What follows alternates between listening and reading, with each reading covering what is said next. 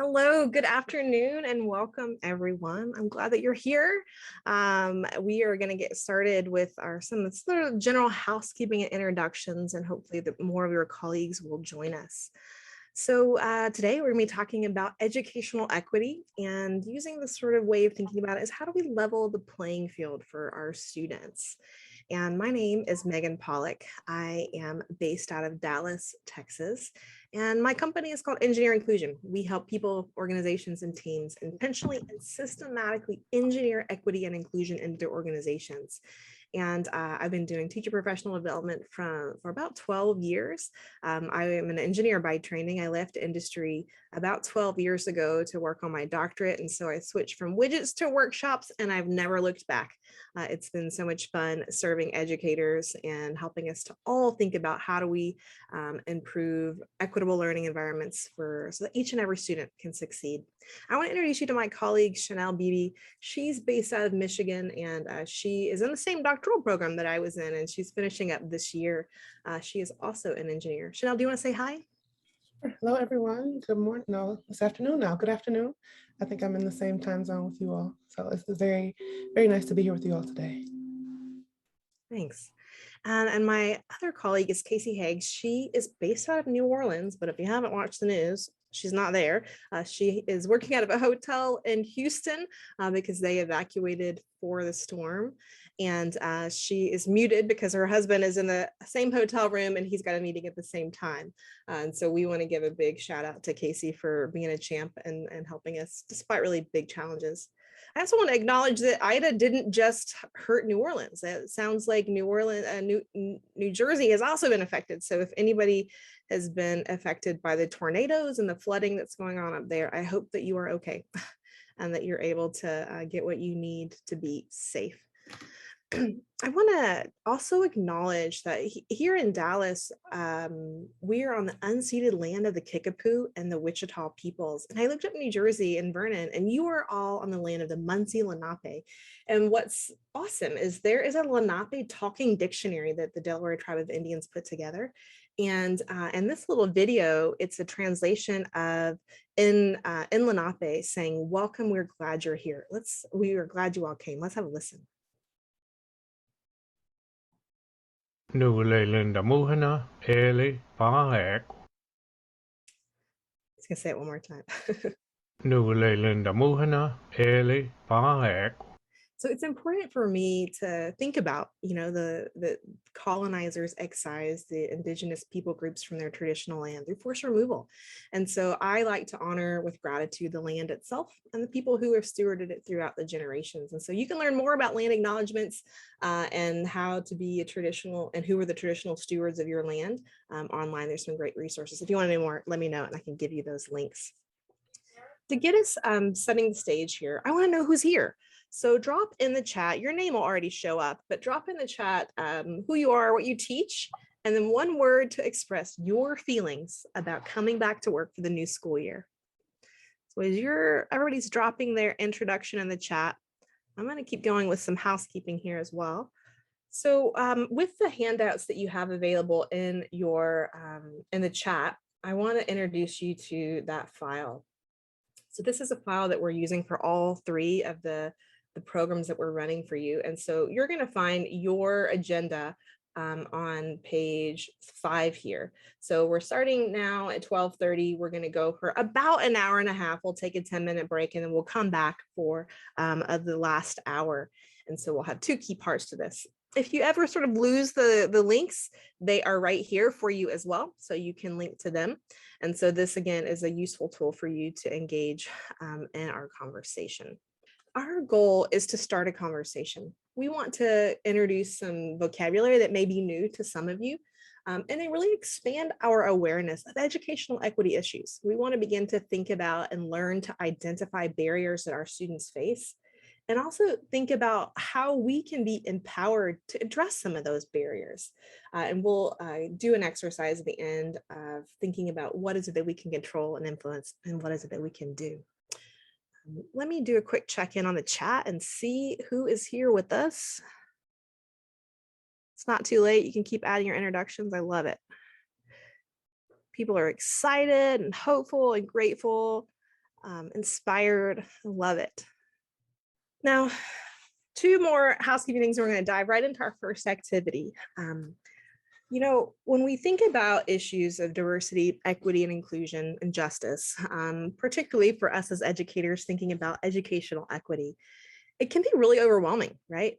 We're going to talk about today lots of barriers that our students face. And in many cases, some of these barriers are things that we cannot control and we cannot influence. We care about them, but we can't do anything about it. And what happens a lot of times is we kind of get stuck because we're like, all the things.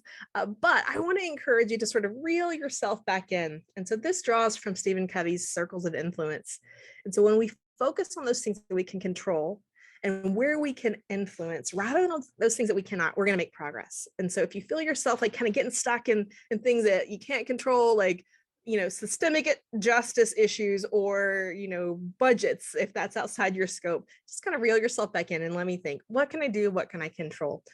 Now, the last thing I want to do is sort of frame how I would like to invite us to engage together today. Now, we're all here to learn. You may be here by your own choosing, or you may have been told to be here. Regardless of how you feel, we want to invite you to join us, right? What you put into this is what you will get out of it. The way I like to teach is that we try to create a space where we all co-construct our learning. So we'll have lots of activities where you're engaging. And for those of you who teach, and use this model, we're using the 5E model of instruction. And so you might see how that's mapped out in our lesson plan.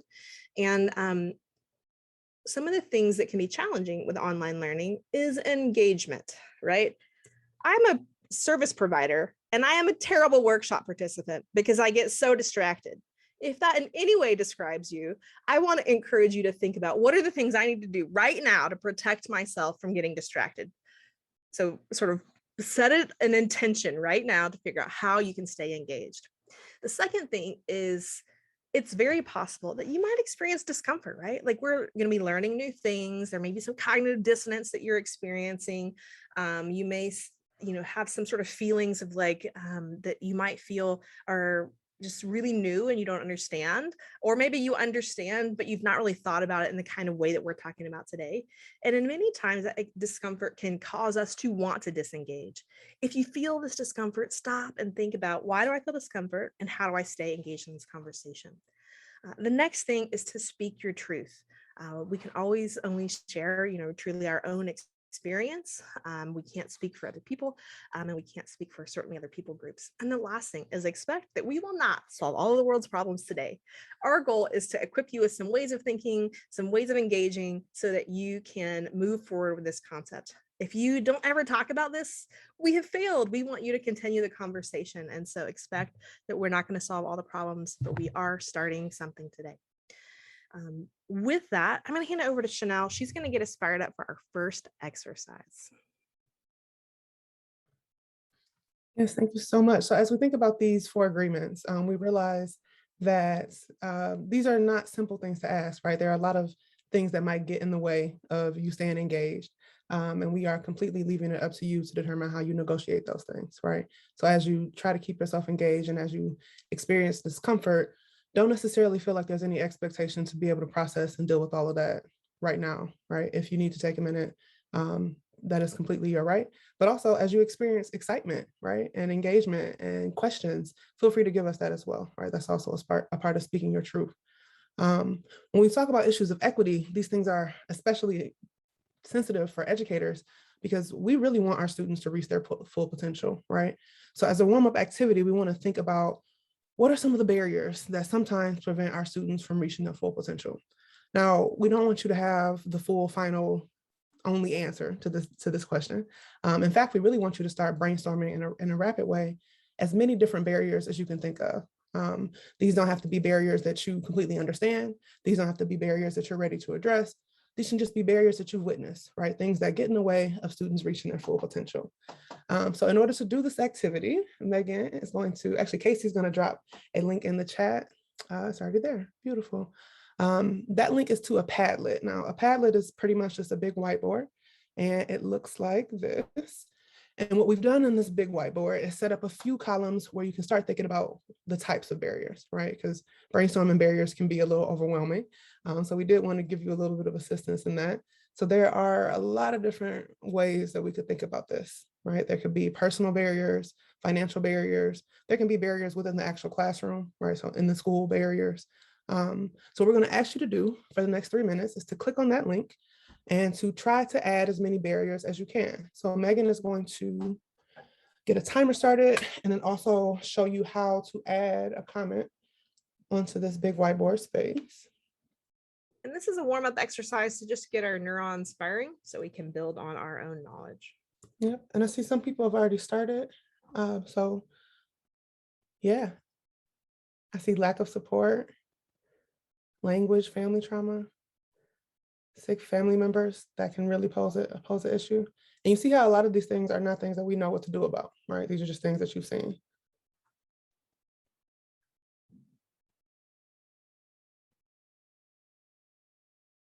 Think about maybe your favorite student and some of the things that keep them from getting to what you think they could, do in the world.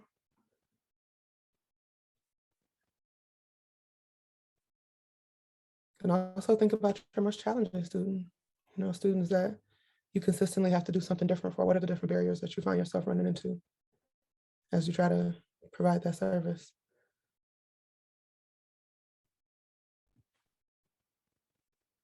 Hunger, it's very real. Yeah, I see isolation from the quarantine periods, lack of internet connection. That's one of the barriers I run into a lot. Especially in this virtual world, right? We can come up with a lot of interventions, but if students can't access them, what can we do? Differences in urban versus rural. Yes, that's a deep one. There are different cultural approaches to the world, different reasons to be in school, different ways to be in school.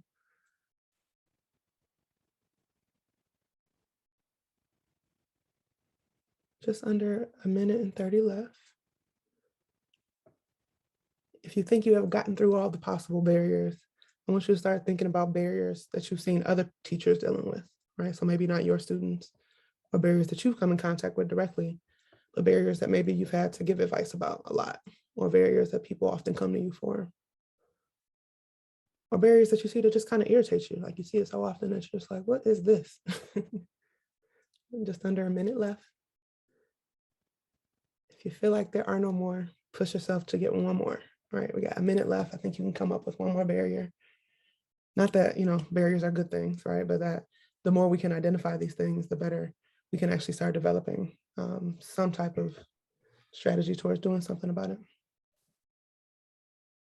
If any of you are having trouble adding something to this, you can always add it to the chat and we can either sort it and put it over there for you, or we can just see it in the chat as part of the contribution.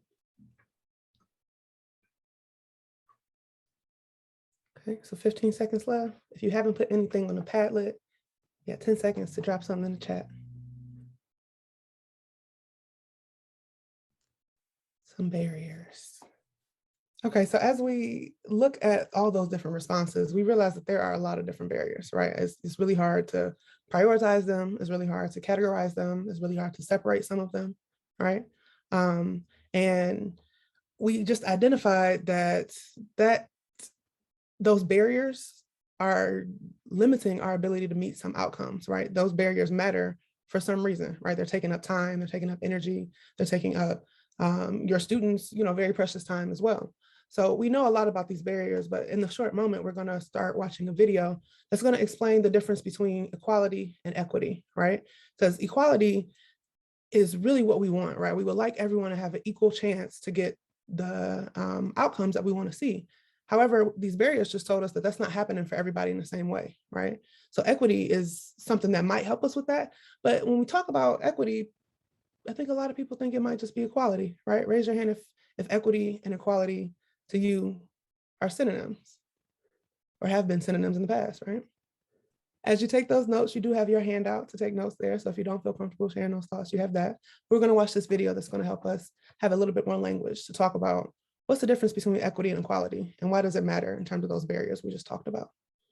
Yeah, so just a reminder, we've got some spaces where you can add reflections here during all the components we're teaching. This is just an additional learning tool for you, okay? Sorry, I thought we mentioned that. I didn't get all the way through it, I don't think.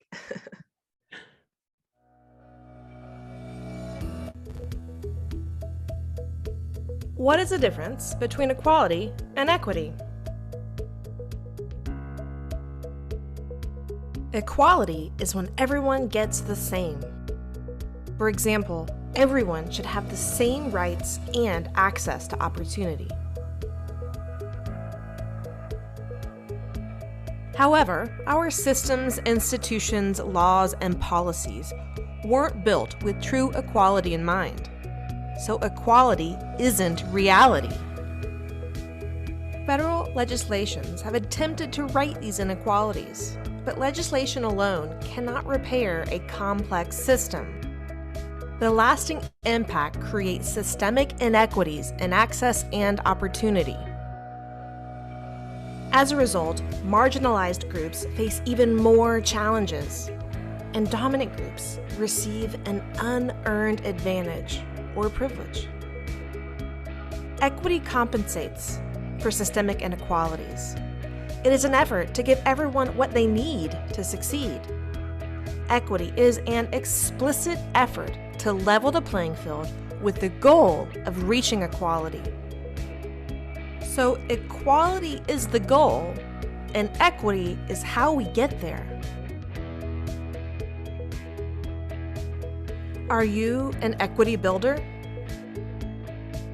You can bridge the gap and lift others up. By activating equity in our pursuit of equality, we can create a more inclusive and just world. So we have a definition for equity. This is one of the key terms that we wanted to present with you today. Equity is dismantling of systemic and institutional barriers and giving people what they need to succeed. We know you all can read, but when we say dismantling, that is a pretty tough word, right? Dismantling for things as complicated as barriers can seem a little daunting, but when we say dismantle, we simply mean remove, right? When we have these barriers, what can we do to mitigate them, right? What can we do to help them to not be experienced in the same way? Equity is something that can help us to address those barriers, right? So equality is the goal, but equity is how we get there, right? So it's important for us to have this language because oftentimes as we're trying to address these barriers, we want things to be equal for all students, right? And that's definitely a lot of my goal as an educator is to make sure that all of my students are getting a good experience when they come to me, right? A good result in their real life. However, I cannot necessarily treat every student equally and expect them to have the same results, right? Equity allows me to figure out how do I get to equality, right? How does every student with all the barriers they're facing have an equal chance of reaching their outcomes, okay? So as we think about this is not a simple thing to do, right? These barriers and these outcomes seem really far away, right? These barriers are very tangible. They're very in our face, especially in this pandemic, especially as we're going back into school. So what do we do to bridge the gap between the barriers that we see and that we know are real and these outcomes? These equity strategies can help with that, right? So the reason we're talking about equity today is because we think that equity has a lot to contribute in the space of bridging this gap. We're going to talk about a few different frameworks and key terms associated with these things. But before we go too deep into that, we want to give you a chance to kind of deal with this on your own, right? We don't want you to have to think about all the barriers in the world, but we do want to give you a few outcomes and see if you could relate them to existing barriers and equity strategies. So I'm going to turn it over to Meagan to explain this activity. She's already kind of demonstrating what's going to happen. You're going to see that Google slide that we showed you earlier, and you're going to be able to drag and drop what you think goes where. Yeah, so this is just sort of a sample of how it works. If you are on a screen where you can't get a good view, it can be kind of challenging to read what's in the boxes. The same content is on your handout. And so if you get over to your handout, which is here. Also, if it's too small, you can't read it, it's also, there for you to do. And so if you'd rather use the letters rather than dragging and drop, whatever works for you is fine with us. If we all get into the slide deck and Google Slides is overloaded, just do what you can, back out and use the worksheet as you work collectively in your group. Now, what you're going to find is that in this layout, we are giving some examples of barriers, right? Like these aren't all the barriers, and they are not representative of all different sort of intersections of identity. These are just 5 samples. And this, again, is just a way for us to begin to engage with the content and start to see how these map out. We're going to spend the rest of the workshop really thinking about what is it that sort of informs some of these barriers, and how do we begin to think about doing root cause analyses of these? So again, this is just another sort of second part of our warm up.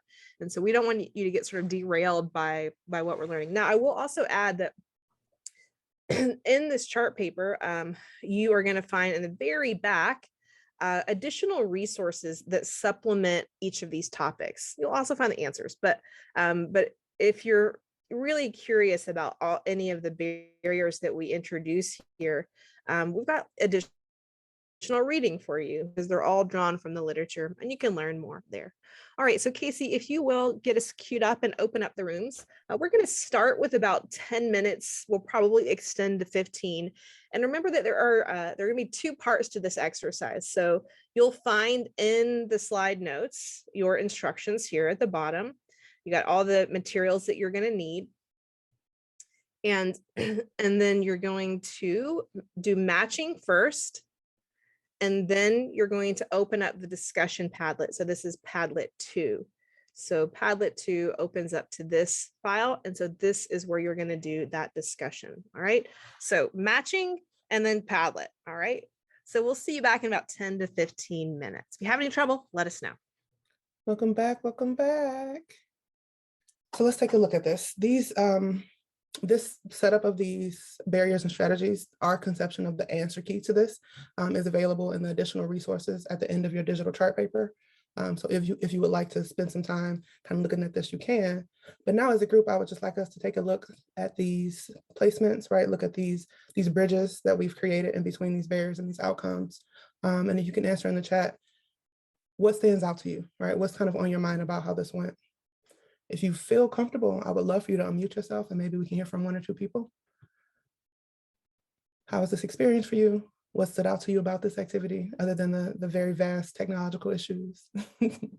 So I will take your silence to mean 1, that might have been a lot, or 2, you're ready to learn more, right? You're like, okay, I get it. Let's move on, right? So if that was a lot for you, we appreciate you even engaging in this, and remember the 4 agreements. Feel free to give yourself a minute. But as we continue thinking about these things, we know that these are not simple terms, right? These things are kind of loaded with a lot of different ideas, a lot of different ways that these things can be addressed. So now I want to turn it over to Meagan so that she can start thinking about these terms, right? How do we need to address this? How do we even start having these conversations, right? Because this is not an easy thing. Okay, so Meagan, I will turn it over to you. So before we dive into this next section, we're going to launch a poll. It's just going to give us a little bit of a pulse check of your knowledge about some of the key terms that we're going to talk about. So Casey's going to get that launched. Take a few minutes to scan through these 7 questions and let us know where you fall on these. All right. Excellent. So it looks like there is some opportunity for us to learn today. So not very many people are familiar with the term positionality. There's a pretty decent bell curve on the key terms related to marginalized group. Not very many people are familiar with the term intersectionality. Everybody knows something about stereotypes. Looks like a pretty good bell curve on somewhat familiar around implicit bias. We sort of lean to not familiar on asset mindset and lean towards familiar on root causes. So excellent. We'll stop sharing that. Okay, great. So to set up this next portion of our conversation today, I want to introduce a model that I like to use to sort of think about progress, right? And all of this work starts with us, right? Who we are, and how we sort of approach and move through the world. And who we are certainly influences our lens. And so we're going to talk about these first two for this next short of time, and then we're going to move to how does this affect our practices, right? And then how do our practices affect those outcomes that we're talking about? And so let's look at this first half of the model to get us started, okay? So, and you can follow along. We're going to be covering key terms for this section. And so you can look in your handout and follow along the key terms there as well.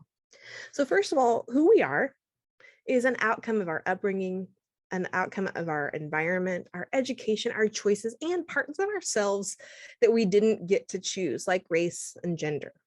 And so the way that we see and understand the world influences how we interact with others, how we make decisions, and how we interpret others' actions.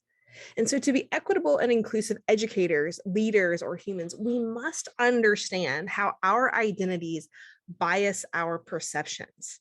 And so you can see how these things become a lens, and it's layered through all the sort of parts of who we are. Now, in the previous exercise that we just did, you may have noticed that we looked at 5 different groups, different social categorizations who face barriers based on race, gender, socioeconomic status, ability or disability, and undocumented or citizenship status.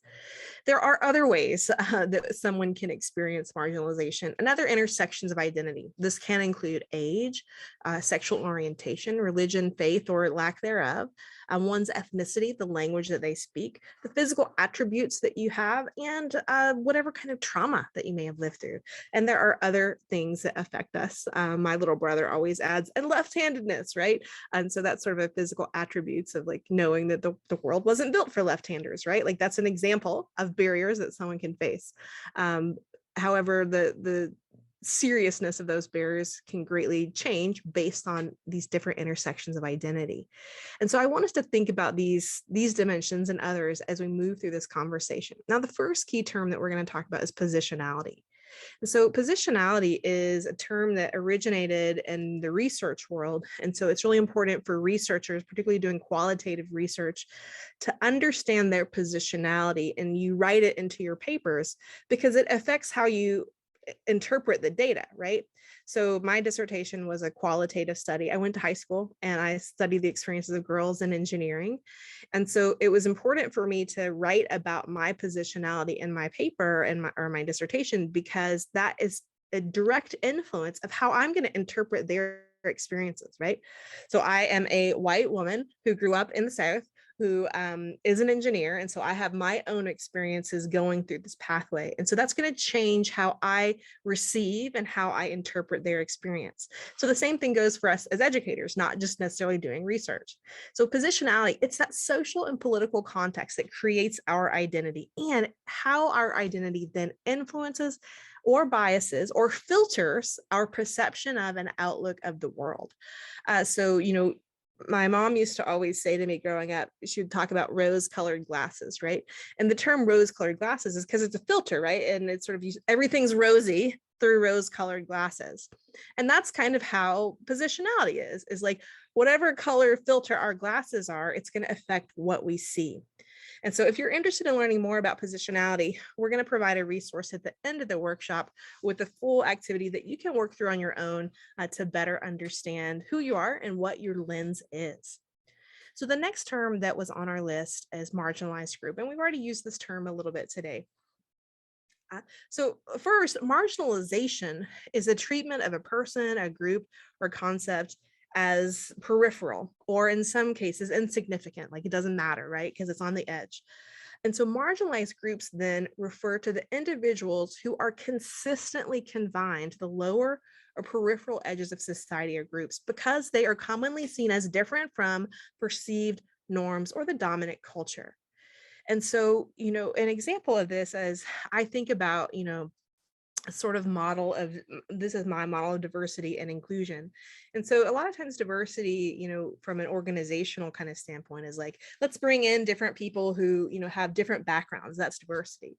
But to me, inclusion is like taking the margin, right? So it's, instead of bringing people in from the margins, it's taking the margin and making it like permeable and expanding it, right? And so then to truly include all different kinds of people. And so to me, when we think about marginalized groups, it's people who are literally kind of pushed to the margins. We build systems most often to the largest population of people. And what that means is that people who are on the peripheral, who are on the margins, the system wasn't designed for them, and it doesn't always serve them, right? And so that creates barriers that we're going to be talking about today. Now, this next word is a word that has become, a household name, right? And it's got a lot of bad press, and I want to dispel some of that bad press. Now, when 10 years ago, I maybe over than that, when I picked my theoretical framework for my dissertation, which was intersectionality, like nobody was talking about it. It was something that was hidden deep in the literature. There were some calls to start thinking about it, and how we look at our research, and like very few people were publishing on it. But now we have like this extraordinary amount of misconceptions and misunderstandings on a word that is it's rather like a way of looking at things, right? It's a way of changing our lens of how we see other people, and it's a really important tool that we can use to help us as educators, as humans, understand our experiences and the experiences of others. So intersectionality, it's an approach that was originated sort of in the early sort of feminist movement of understanding that not all the experiences by women were the same. And so it was this notion that if we wanted to understand the sort of complexities of gender and the gendered realities in the deepest sense, we had to understand them in the context of class and race and other different realities.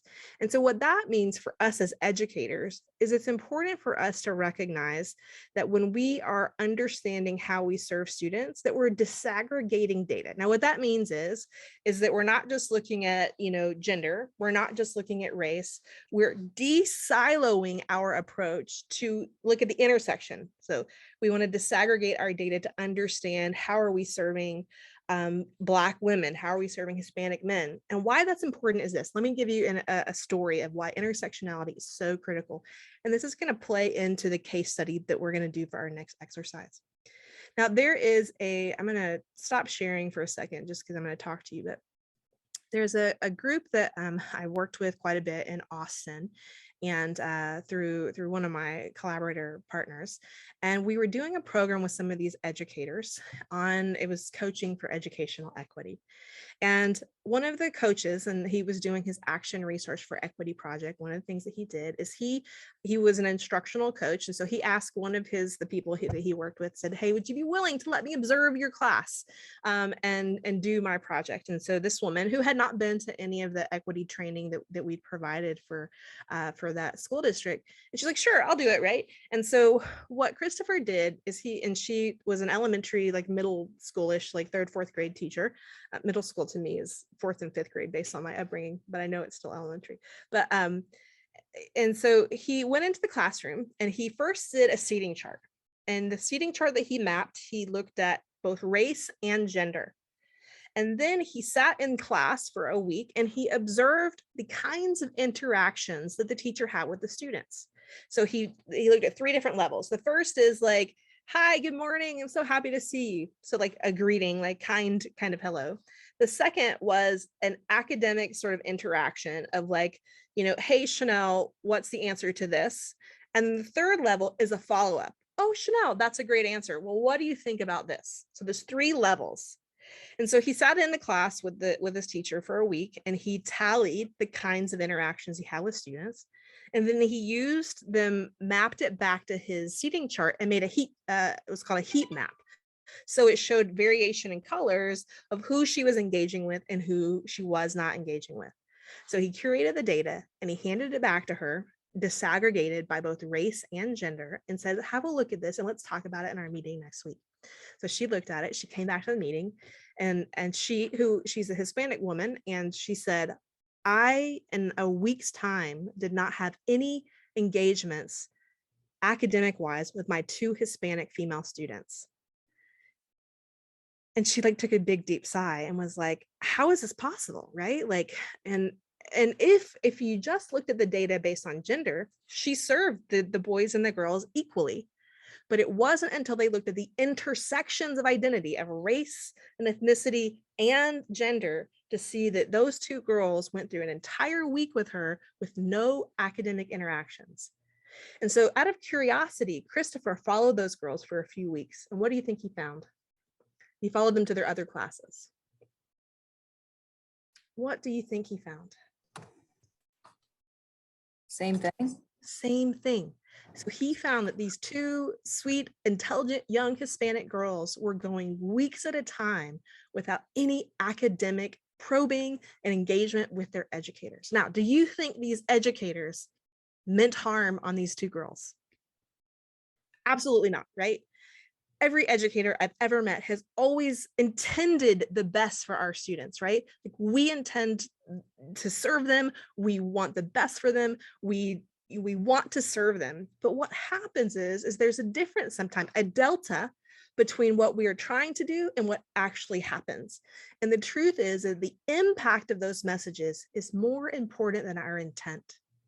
I want to say that again, like the impact, the result of whether that teacher engaged with those two students or not, that's more important than her best of intentions to say, I love my students and I treat them equally, right?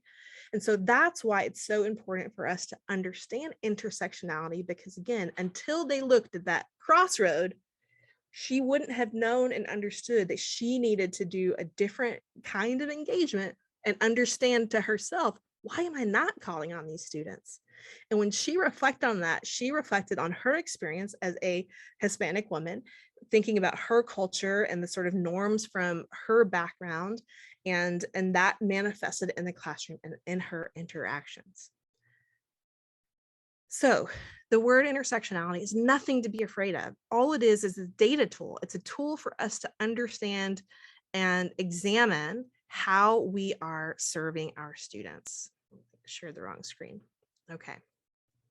So where this connects now is to think about stereotypes. Now, all of you on the poll, you know what this is, but these stereotypes, we have stereotypes about every intersection of our identity. The stereotype that I often talk about in my work is that of the sort of archetype, the stereotype of the engineer. And this is Dilbert. He's a cartoon character, if you're familiar with him.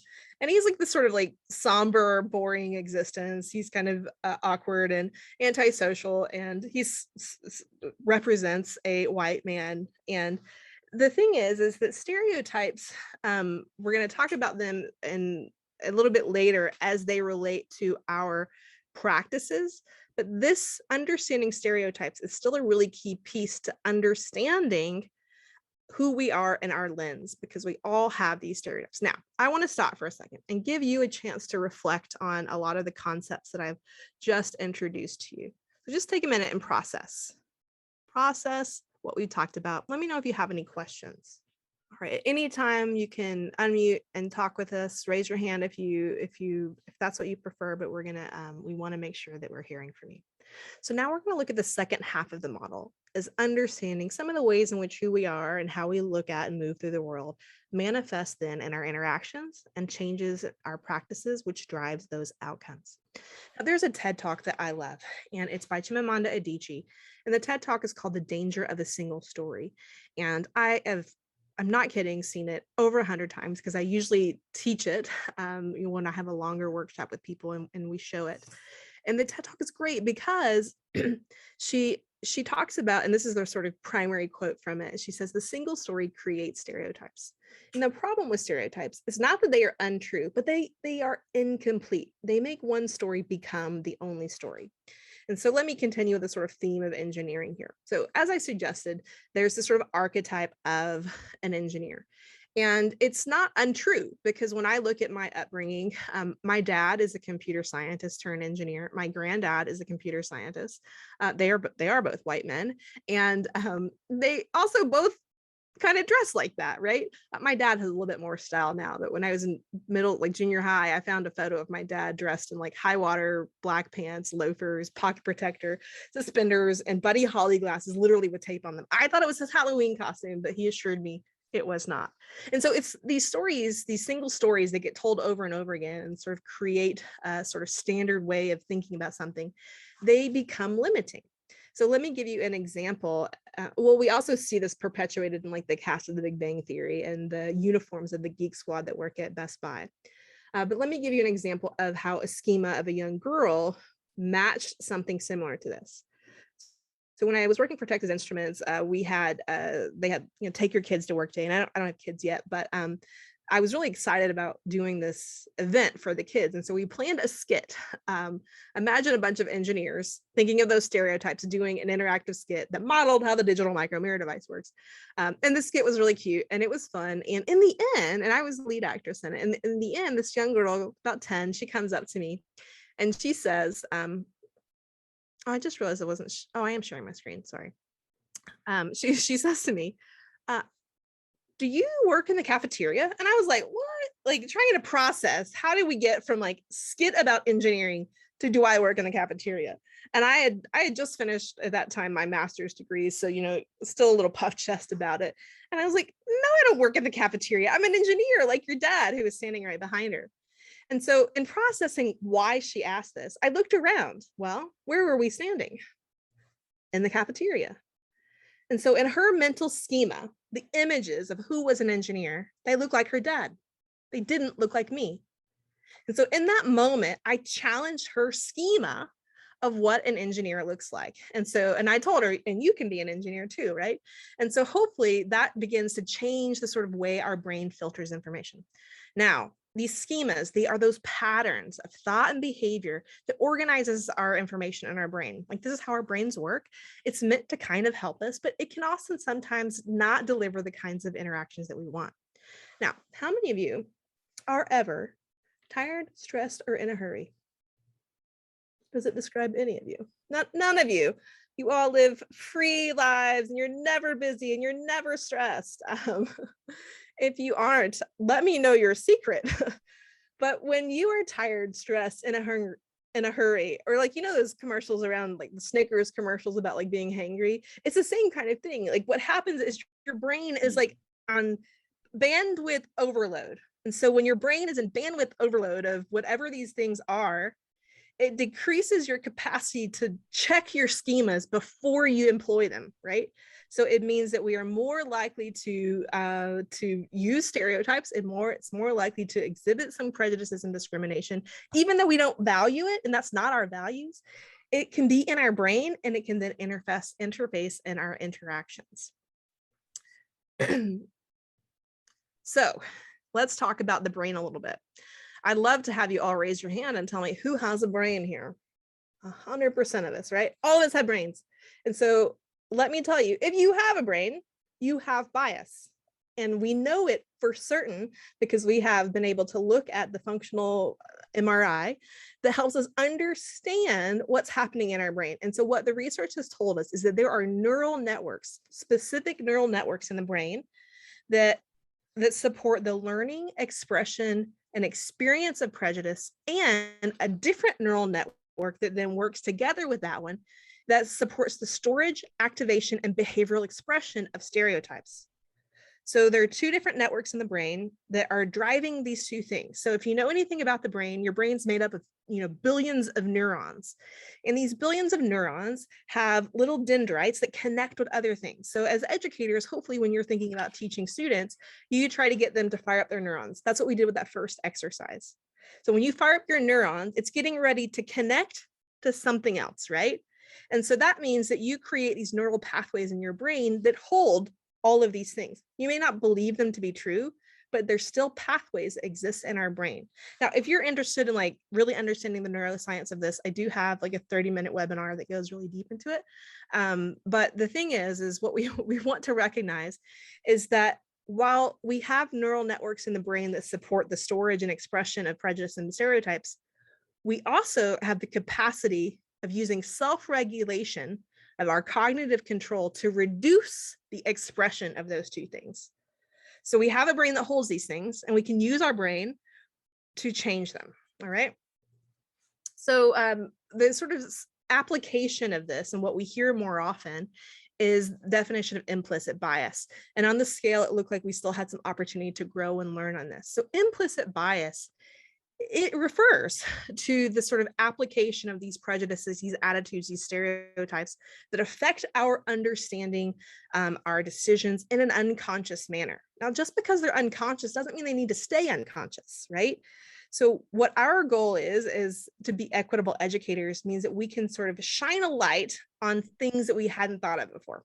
How many of you have like ever gone into a room that maybe you don't go in often? I have a 1-bedroom house. I'm in all my rooms all the time, but like maybe you didn't pay attention to something and you look up and you see there's like a huge cobweb, right? This is kind of like bias, right? Like we don't see it until you see it. And then when you see it, you can begin to do something about it. And so that's what we want to learn to do, is how do we start to see what cobwebs are there, shine a light on them, and start dusting them up and cleaning things up. And so if you're curious on how to learn your implicit biases, you can certainly do it through deep reflection, but there's a test for that because there's a test for everything. So Project Implicit is a collaborative university project that is initiated out of Harvard. And you can go to implicit.harvard.edu. And they've got a variety of tests that you can take, like gender and science, gender and careers. You can take them on like height and body size and skin color and all kinds of things. And the reason is to learn and increase your awareness of what your biases are. Now, one of the things I love is that one of the authors of this project wrote a book called Blind Spots: The Hidden Biases of Good People. And so why I love that title is because it recognizes that just because we have bias doesn't mean we're a bad person, right? It's a blind spot. The challenge is to make it not blind anymore so we can begin to do something about it. And like I said, all of us have bias. I recently retook the gender and career one. Now, as a sort of example, I own 3 businesses and I am an entrepreneur and I love it and I value my career. However, when I took the test, it shows that I have a slight gender bias that more relates gender with family, it relates females with family and males with work in the career. So even though this is my life and I love it, my brain still has things that signal this other thing. Does that mean I'm a terrible woman and a terrible feminist and a terrible entrepreneur? No, it just means that that's something that's part of my upbringing. My mom stayed home with us. That was a really valuable gift that she gave us. And that has been really set in my mind as a value, right? And so again, it's about increasing your understanding and recognizing that this bias exists in my brain and it could manifest in my interactions. So that's where we get to do some change. So when oh, go ahead. Yeah. I just want to add here that what Meagan is talking about is something that is really important, because usually when we go to these implicit bias trainings, the bias seems like a blame or a fault. But when we think about it from a neuroscience perspective, your brain is set up for that. Your brain is trying to help you by giving you these schemas, right? And giving you these workarounds so that when you encounter something new, you don't have to do all that work. That's great and beautiful. However, we know that sometimes that can lead to barriers for people, right? So what Meagan's talking about is just looking at it, right? And just saying like, how does my brain function, right? What are the things that are kind of baked in that I might do when I'm not thinking about it? This has nothing to do necessarily with my intent, right? Because my intent might be good. I might actually love people of everything, right? I might have great interpersonal relationships with people of a lot of different backgrounds or a lot of different experiences. But what is my heart wiring looking like, right? And that doesn't have to be a personal experience, but it feels very personal, right? It feels very kind of exposing and vulnerable and embarrassing to realize I have all these weird stereotypes. I have all these weird kind of connections that I thought, consciously I don't really deal with, So this is not an easy thing. This is not a simple thing, but I just want to add that it is also a natural thing, right? That it should be difficult because what you're doing and trying to talk about this is you're creating cognitive dissonance. You're telling your brain something completely different than what it's doing, right? So it should be uncomfortable. And I also want to be really, transparent with you. I was raised in a very homogenous community that has deep racial undertones. There were live, active, things documented about the KKK in a community in the late 90s. And so that was really formative to my upbringing. My parents were not part of the KKK, but they also didn't speak against it, right? They didn't actively challenge what was happening in our community. And so as a result of that, and my grandparents still harbor some, deep sort of stereotypes and biases as a product of their upbringings. And I offer this to say that I do this work for a living It is my passion. It is my intention to understand who I am and change it. And I still mess up all the time. I still mess up all the time. And I am, to be quite honest, I'm quite insecure about my brain and how it relates to race. I don't know if Chanel, you've ever noticed that, because Chanel and I are good friends, and we worked together for some time, and I can trust her to help me understand my blind spots. But I am always, because I have good intent, right? And I want to do the right things, but I often say the wrong things too. Yeah, and I think that's a great example. And I think it's easy to think about it in terms of race, because that's the thing that, especially today, is something that we're talking about a lot. But if this is difficult for you at all, you can think about it in terms of completely other identities, right? So for me, one of the first times that I had to encounter my own bias is when I was going through engineering school, right? And I realized that I had a lot of preconceived notions about the Asian students that I was around, and I hadn't really been engaging with them for real. I hadn't really been looking at them for real. And I was like, oh my God, am I prejudiced? What is this? How did I, but there were a few interactions and a few experiences that let me know that was happening. And it took a long time for me to actively get in the process of being able to really see that, right? And really deal with that. So this is not something that is simple. This is not something that is a one-day thing, but as educators, it's something that's useful for us to know, right? It's something that's useful for us to have language to describe, so that when we see barriers, when we see things manifesting for students, we have a little bit more than just it feels uncomfortable, or we have a little bit more than just what the student has given us, right? So we're hoping this is helpful for you. You can drop in the chat any of your kind of responses or where your brain is going, right? If you've had any experiences similar to what we've been describing. While you're thinking, I'm gonna reference one more book. It's The Hidden Brain, and it's Our Unconscious Minds Elect Presidents, Control Markets, Wage Wars, and Save Our Lives. And it's by Shankar Vedantam, and he runs a NPR podcast on the same name. And so this is a great read as well. And so we're going to take a break now, because we're 4 minutes over my promised break time for you. And so when we come back, we're going to give you a couple more concepts and set us up for a case study exercise. And so if you didn't get a chance to open all the links that we dropped in the chat, you can do that if you want to make sure that you're set up for that. But we have queued up some tighter instructions to help you be successful for that. Yeah. So Rosemary, the podcast is called I think it's called The Hidden Brain on NPR. So it's the book and the podcast. Okay, so let's take 10 minutes. Excuse me, and then we'll come back refreshed and dive into an hour of thoughtful action. And we're going to stay here. If you've got questions, we're happy to answer them.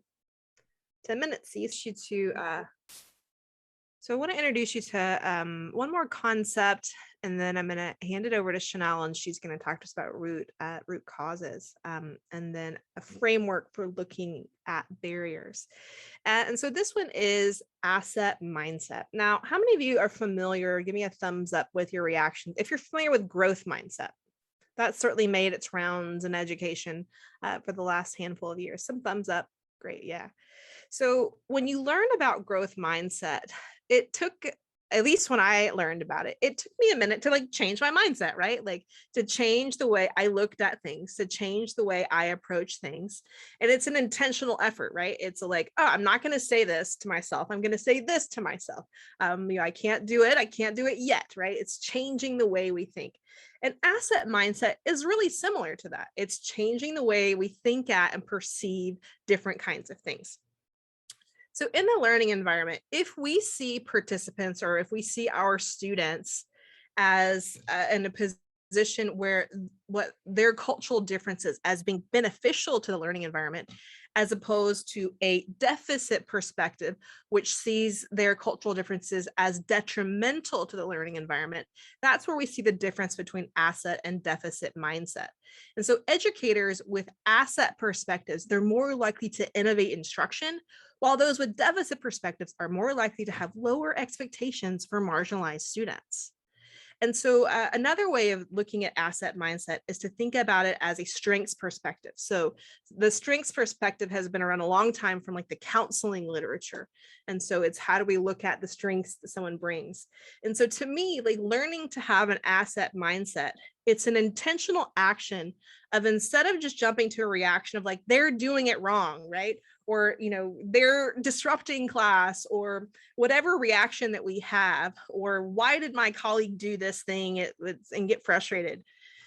take a minute and pause and say, like, what value does this add? Rather than saying it's wrong, it doesn't fit, think about what value. There's a great story in a book I love by Debbie Irving.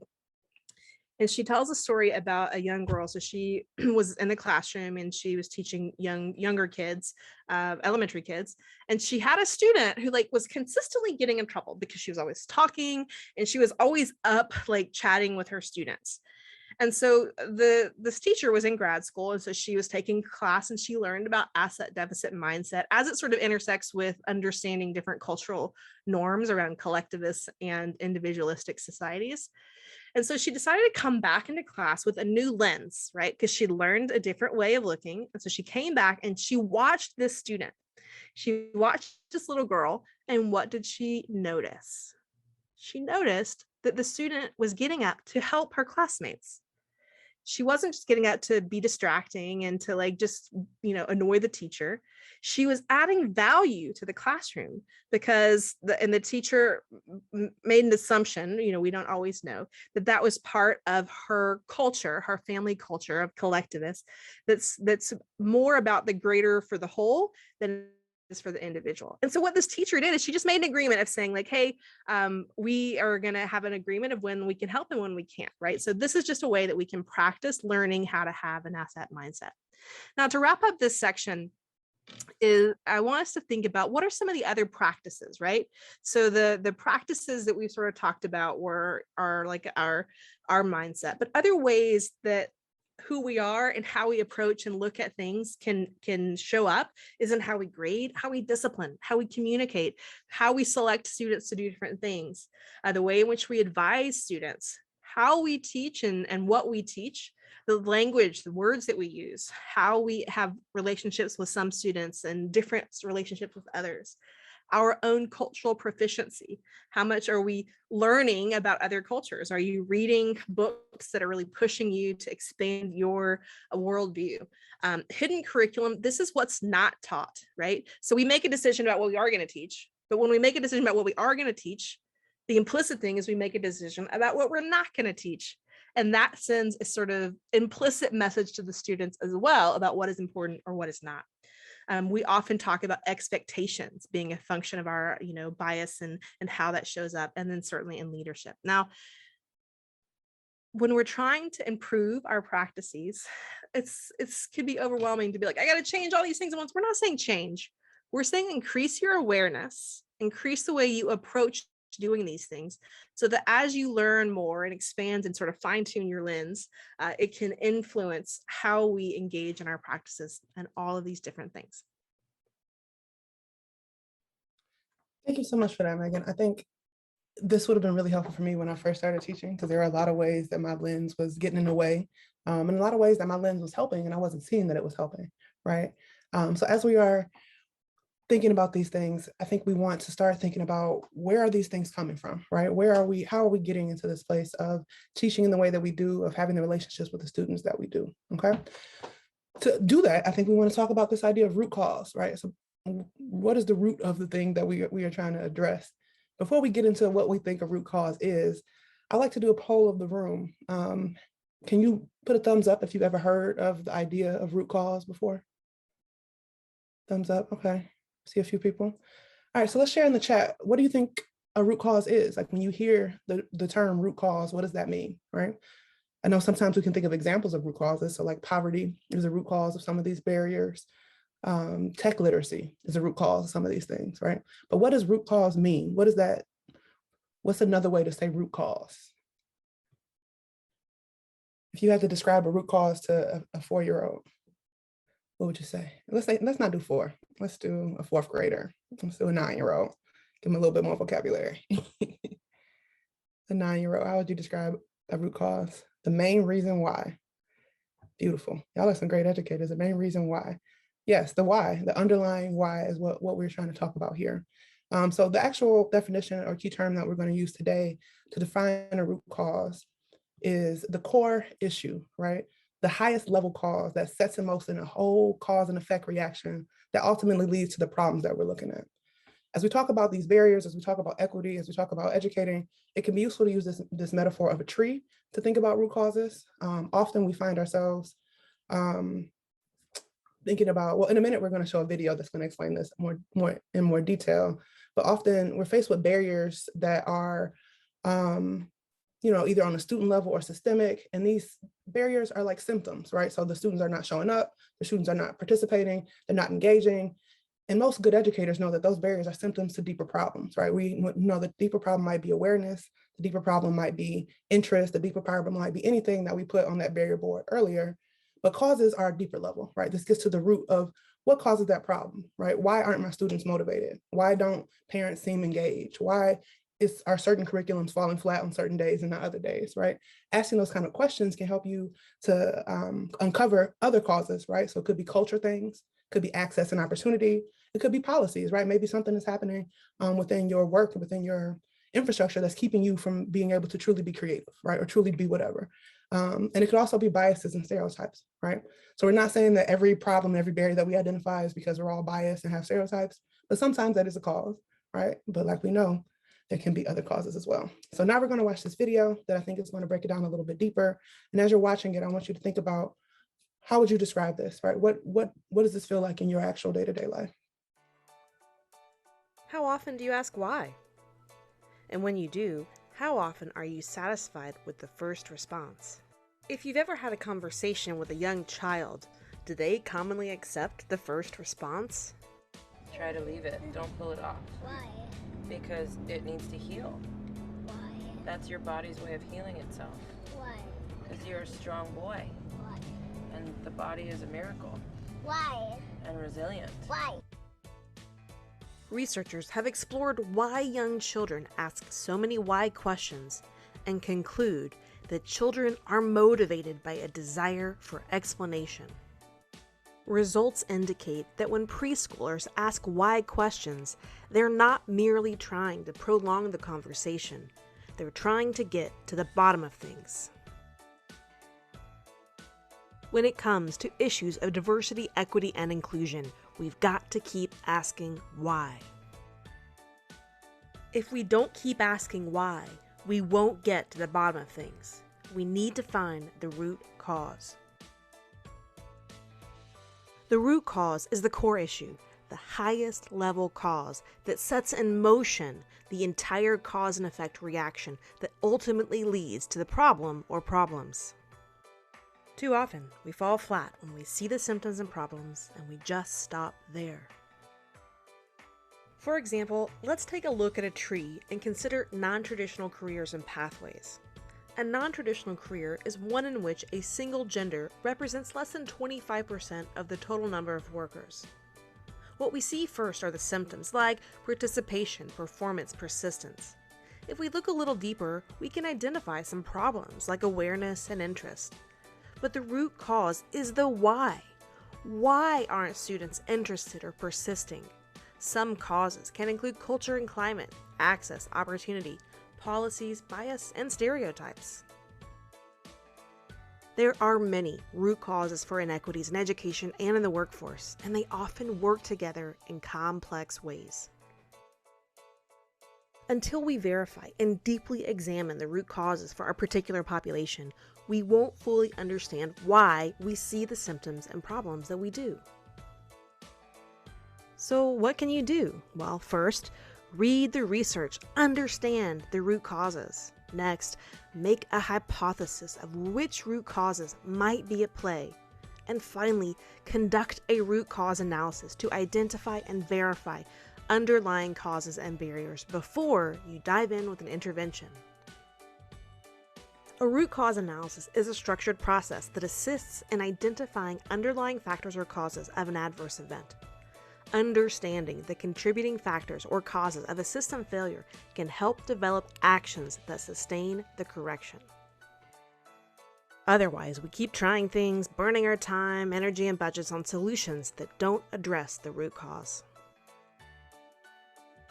So remember, act like a child and don't stop asking why until you get to the bottom of things.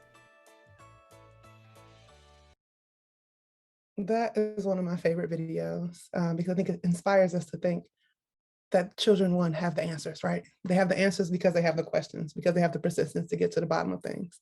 And though we are adults that are dealing with a lot more complicated issues than like, why do I have this Band-Aid on my finger? That same line of questioning can be very useful, right? I know today is just about awareness, right? And I know that video talked a little bit about like interventions and those type of things. So we're not expecting you to have, at the end of this video, be ready to go address all the root causes and do a root cause analysis. But we do want to give you a couple tools that might help you to be able to do a little bit more deep engagement on a day-to-day basis, right? And figuring out how you want to do things. One of those tools is this really cool phrase called "what else might be true?" And I'm sure it looks like a basic question to you, but the way the tool works is this is a 5-word phrase. And as you find yourself engaging with your students or engaging with, any body of people, and you are concerned about the way that that interaction might go, you can ask yourself, what else might be true, right? So that's a 5-word phrase, what else might be true? And as you're asking that question, you want to try to think of 5 other examples of other things that could be true, right? So I'm hearing this, but what else could be happening in the background? And just having that as a tool in the back of your mind, as things come to you, it'll give you a cue to take a moment, right? And to listen a little bit deeper. Maybe you won't be able to do a systemic root cause analysis in that moment, right? But with those moments, you can think about a few other perspectives and a few other ways that that problem could be manifesting. And that can help you to engage a little bit differently, right? Which can give you more information, kind of address these things a little deeper, okay? Can go to the next slide. So we've given you a lot of information today, right? We talked about root causes, we talked about barriers, we talked about outcomes, but having this conversation is still not an easy one, right? This workshop doesn't necessarily mean that we can all start coming together and addressing these barriers. So what can we do to think about how do we address these barriers in a way that makes sense, right? The first thing I think is to have a common language for that, right? How do we talk about these barriers? How do I know what barriers I'm looking at? How do I know how to describe these barriers? So there's a useful framework called the 4I framework that allows you to identify barriers. We're going to go through it today pretty quickly. There is an extra resource that we can send you that gives you a little bit more information. But at a high level, the 4I framework includes ideological, interpersonal, institutional, and internalized.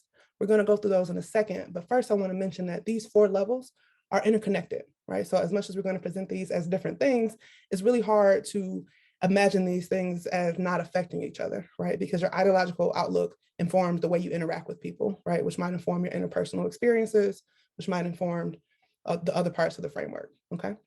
So with that disclaimer, let's get into the 4I framework. The first one is ideological, and this one is the idea that our underlying beliefs that we have can create an us versus them culture, right? So an example are the idea that maybe men are just better or smarter or more inclined than math, and that, or maybe low-income people just don't work as hard, right? That's an ideological perspective that can present a barrier to people, right? If you have that perspective, that can be a barrier in terms of the interventions you offer. That can be a barrier in terms of the way you offer those interventions and the way you listen and the way you collaborate, right? Ideological ones are often really hard to get to. I'll just say that. Okay, so the next one is institutional. Institutional barriers are policies, norms, customs, practices, laws, and systems that benefit some people more than others. So as educators and as general good people, we don't set up these policies and norms to benefit certain people over others, right? That's not the goal. The goal is to have policies and practices that are for everyone. However, because people have different positionalities, people might experience those policies differently, right? So institutional barriers are things that manifest that may not be intended to function that way, but present an obstacle that somebody has to go around, right? So an example might be, a public school system that maintains structural inequality through practices like tracking students or, standardized tests. As we think about those things, you can't really work around the standardized testing, right? But that is a barrier, and it'd be nice to have the language to identify that as such, right? The next type is interpersonal, and these are the ones that often come up as really strong symptoms, right? Symptoms of something not really quite being aligned. Interpersonal barriers are interactions in which ideologies are played out in our daily interactions, either intentionally or unintentionally. So this can manifest in a lot of different ways, but you see in this definition is the word ideologies, right? So you can see that these pieces of this framework are integrally connected because your ideologies will play out in the way that you interact with people. And those interactions will either be positive and send them in the direction that they want to go in, or they could be negative, right, and send them in a direction that they don't want to go in. And those can present barriers.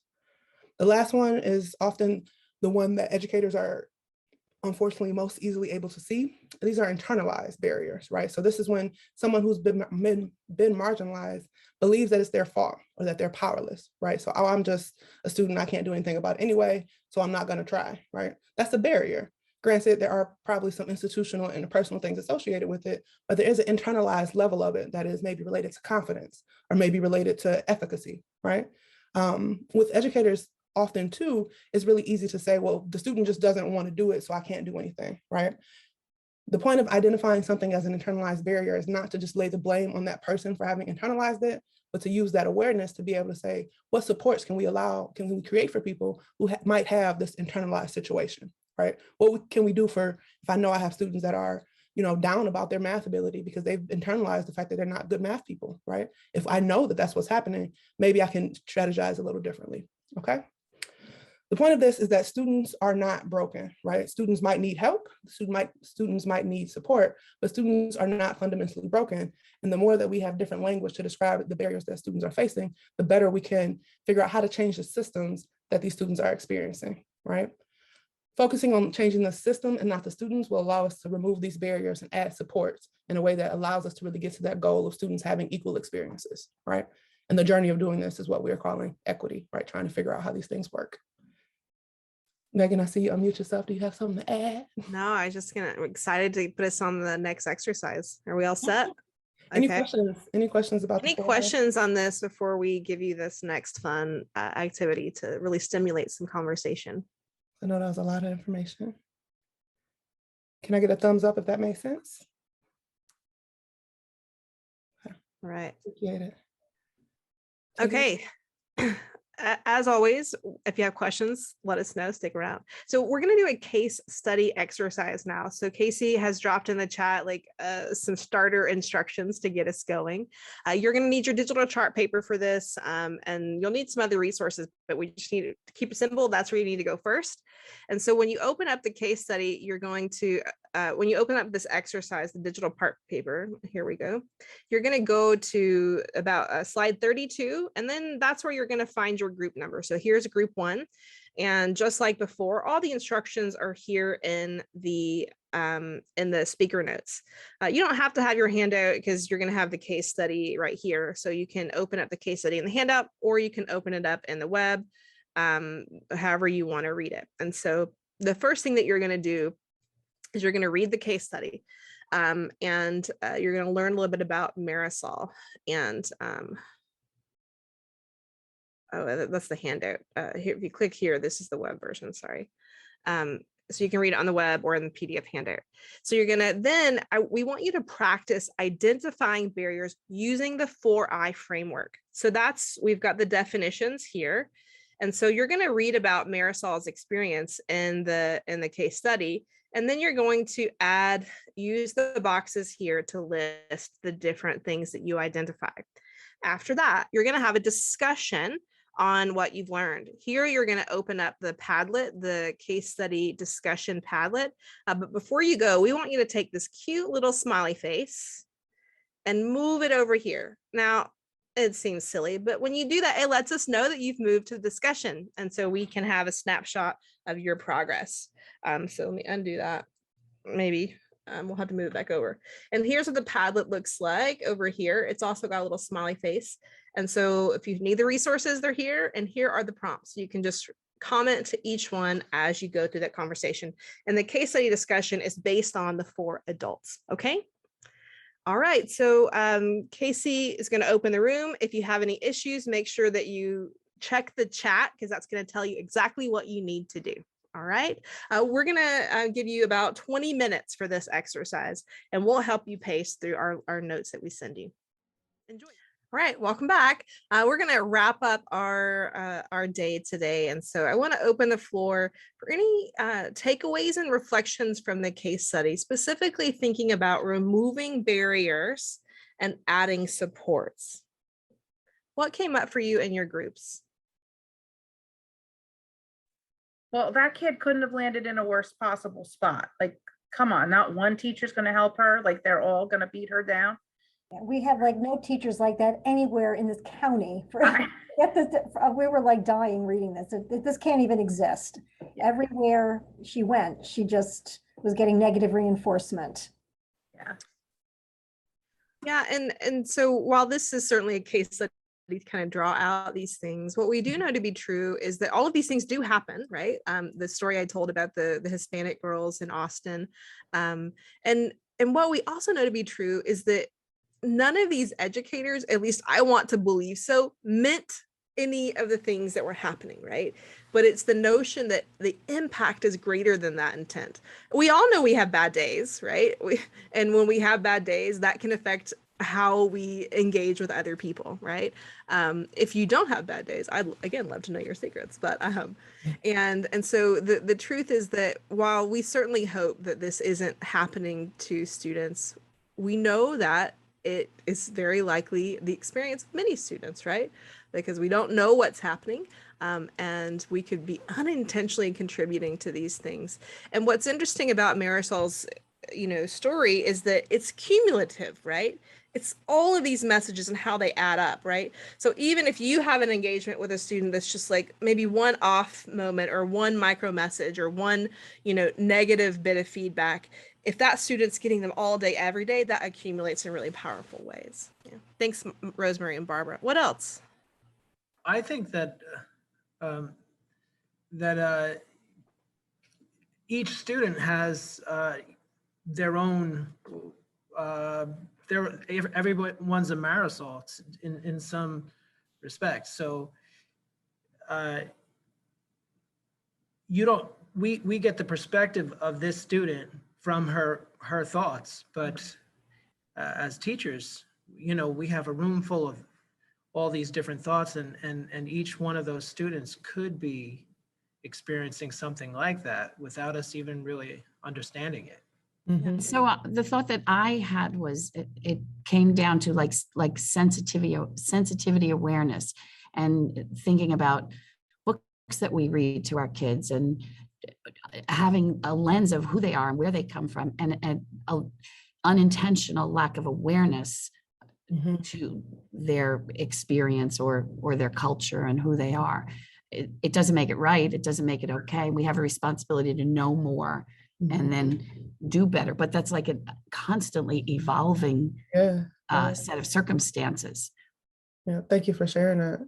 And I think, like you were saying, this is not necessarily good or bad, right? And for a lot of these teachers, it's probably for good reason, right? If I'm not being super sensitive and aware, it's probably because maybe I'm tired or hungry, but also maybe it's because I got 100 kids in my room right now, right? Or maybe it's because it's some deadline tomorrow happening, right? So as we do our root cause analysis, you might see that the symptom of whatever we're seeing is connected to a whole different root cause that seemingly has nothing to do with that, right? But because of the different thoughts in the room, us being one of them, right? Because of our experiences, students can have really, really Marisol-like days, right? Or really Marisol-like weeks, or really Marisol-like middle school experiences, right? Depending on where they find themselves and how that happens. So it is super extreme, right? It's a little dramatized, but I wouldn't be surprised if we found a real life story based off that, right? I had a few experiences in my own life, especially being marginalized in a lot of different ways in STEM, right? Where everybody you talk to has the same kind of, I don't think this is really gonna work kind of energy for you, But also on an elementary school level, these things manifest really weirdly, right? Because the manifestation of what the students are learning and what they're going through is not coming through a body that has a lot of vocabulary all the time, right? It's not coming through a body that has a lot of resources. So I think this case study was kind of designed to give you an insight that we normally don't have about the students, right? We just have them for whenever we have them, and then they leave. And then maybe we hear from another teacher what happened over there, right? So we get that this is exaggerated. We get that this is a little intense. And also not a situation like you're not going to get that much information about one student, right? But it teaches us something. And thank you so much for sharing, William and Maureen, what it brought up for you. So if you've got additional comments, certainly add them to the chat. If we've got some spare time in the end, we can get you to report out. So as you recall, this is a journey, right? We are never done becoming culturally proficient. We are never done recognizing and addressing all of our biases. It's a constant journey of learning, and it's not a bad journey, right? Like I can tell you, since I really started focusing on this, because I wasn't aware for so long, like it's a beautiful journey of exploration and awareness and recognizing that I'm learning how to treat people better. I'm learning how to better serve people. And to me, that's a really, motivating reward. And so it's not like I'm ever doing this work thinking like, I got to fix myself. No, it's how can I grow and evolve and change? And I hope that you all are able to take that same perspective.